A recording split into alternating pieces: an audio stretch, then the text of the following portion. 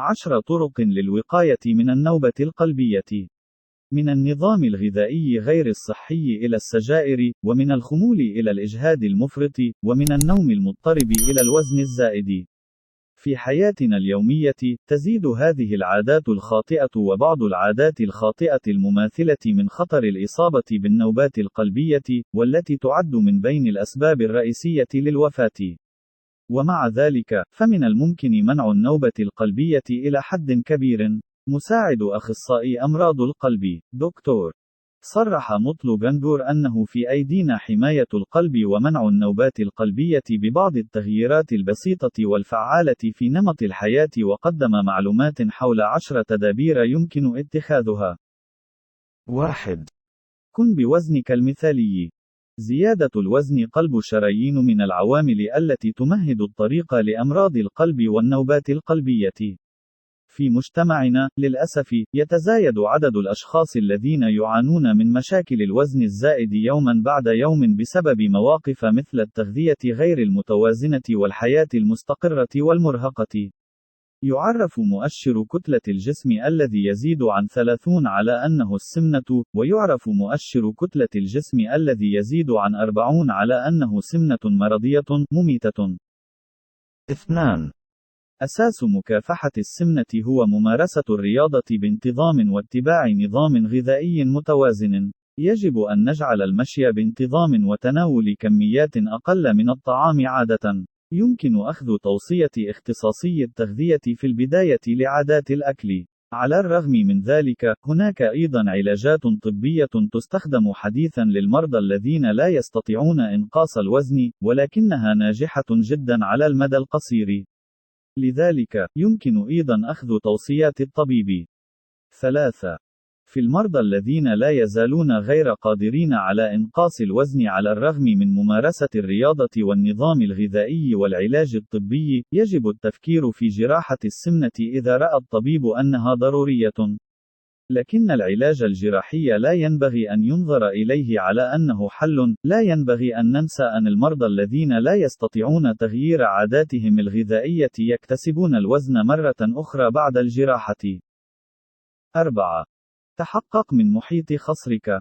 للوقاية من النوبة القلبية، لا يقل محيط البطن أهمية عن مؤشر كتلة الجسم، الذي يظهر الوزن المثالي لجسمنا. محيط البطن موازن للتشحيم الحشوي. يختلف نوع التزليق حسب الجنس. 5. عادة ما يكتسب الرجال الوزن حول السرة، والمعروف باسم نوع التفاح، وتكتسب النساء الوزن حول الوركين، والمعروف باسم نوع الكمثرى. محيط الخصر المثالي أقل من 102 سم للرجال و90 سم للنساء. تجاوز هذا الحد يزيد من المخاطر. حاول الوصول إلى ما دون هذه المستويات عن طريق قياس محيط بطنك بانتظام. 6. أكل البحر الأبيض المتوسط على الطريقة. حمية البحر الأبيض المتوسط هي أحد المفاتيح الرئيسية للوقاية من أمراض القلب والأوعية الدموية. بدلاً من اتباع نظام غذائي يعتمد على اللحوم والدهون والأطعمة المقلية، قم بالتبديل إلى نظام غذائي متوسطي يشمل الخضار والفواكه والأسماك والبقوليات والخضروات المحضرة بزيت الزيتون. 7. يقلل زيت الزيتون من تصلب الشرايين بتأثيره المضاد للأكسدة، وله تأثير مخفض للكوليسترول لأنه دهون غير مشبعة، ولكن يجب تجنب الاستهلاك المفرط. في التغذية يجب تفضيل الأطعمة ذات القيمة الغذائية العالية، وهيكل الألياف، ومحتوى أوميغا 3، والأطعمة منخفضة الكربوهيدرات. 8. حافظ على ضغط دمك تحت السيطرة. يعرف الضغط داخل الوريد بأنه ضغط الدم. كلما ارتفع ضغط الدم، زادت الصدمة التي تصيب السطح الداخلي للأوعية الدموية. لذلك، يجب أن يظل ضغط الدم، أي ضغط الدم، ضمن الحدود الطبيعية. يشير تعريف ارتفاع ضغط الدم إلى قيم أعلى من 130 على 8 ملم زئبق. النقطة التي لا ينبغي نسيانها هنا هي أن ضغط الدم الانبساطي والانبساطي يجب أن يكون ضمن الحدود الطبيعية. 9. حتى القيمة العالية تكفي لتعريف ارتفاع ضغط الدم.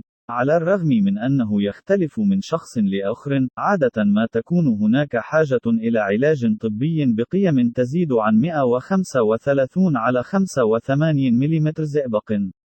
تغيير نمط الحياة فعال أيضا في التحكم في ضغط الدم. 10. يمكن أن يكون النظام الغذائي الخالي من الملح وممارسة التمارين الرياضية بانتظام والتحكم في الوزن بنفس فعالية العلاج الطبي في التحكم في ضغط الدم، خاصة عند المرضى الصغار. نظرا لأن ارتفاع ضغط الدم لا يسبب عادة شكاوى إكلينيكية، يجب قياس ضغط الدم مرة واحدة شهريا، حتى لو لم تكن هناك شكوى، ويجب إجراء فحص للطبيب في الحالات التي تزيد عن 130 على 80 ملم زئبق. 11. احصل على الدعم إذا لزم الأمر للإقلاع عن التدخين. تظهر العديد من الدراسات العلمية أن التدخين من أكبر أعداء القلب. يدمر التدخين السطح الداخلي للأوعية، البطانة، ويقلل أيضا من سيولة الدم، أي يزيد من تخثر الدم. في البطانة الضعيفة، يكون خطر انسداد الوعاء أكبر بكثير مع زيادة التخثر. 12.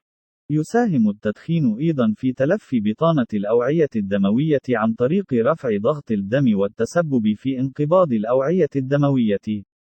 يعتبر تصلب الشرايين أكثر شيوعًا عند المدخنين، ويكاد يكون تصلب الشرايين في الساق حصريًا لدى المدخنين.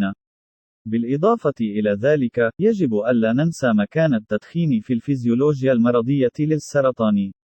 لسوء الحظ، يعد التدخين من بين أسباب جميع أنواع السرطان في الجسم. 13. اكتشف ما إذا كنت مصابًا بمرض السكري. مرض السكري هو أحد أكثر أسباب أمراض القلب والأوعية الدموية شيوعًا. يتراكم السكر الزائد في الدم على السطح الداخلي للشرايين ويسبب تصلب الشرايين. بسبب الظروف المعاكسة مثل النظام الغذائي غير المتوازن والسمنة والحياة الخاملة والمرهقة، فإن الإصابة بمرض السكري تزداد يومًا بعد يوم، ولسوء الحظ تظهر في الأعمار المبكرة. 14.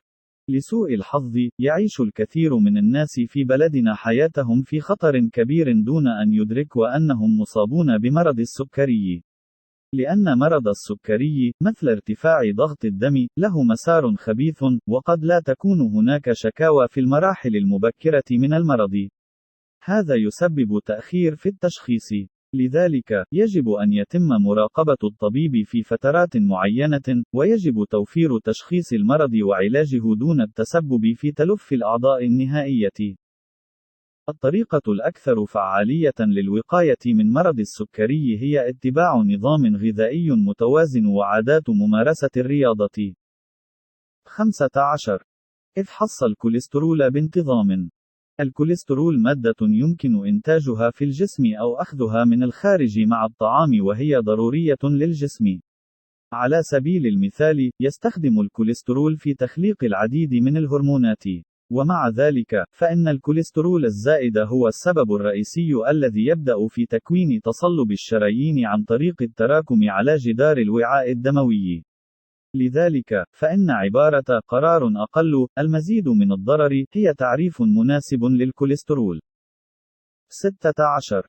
كما هو معروف، هناك نوعان من الكوليسترول: كوليسترول البروتين الدهني منخفض الكثافة المعروف باسم الكوليسترول الضار، وكوليسترول البروتين الدهني عالي الكثافة المعروف بالجيد.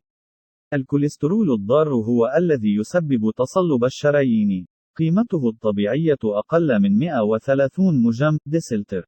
تختلف الحاجة إلى العلاج الدوائي للكوليسترول حسب عوامل خطر الإصابة بأمراض القلب والأوعية الدموية ومستوى الكوليسترول في الدم.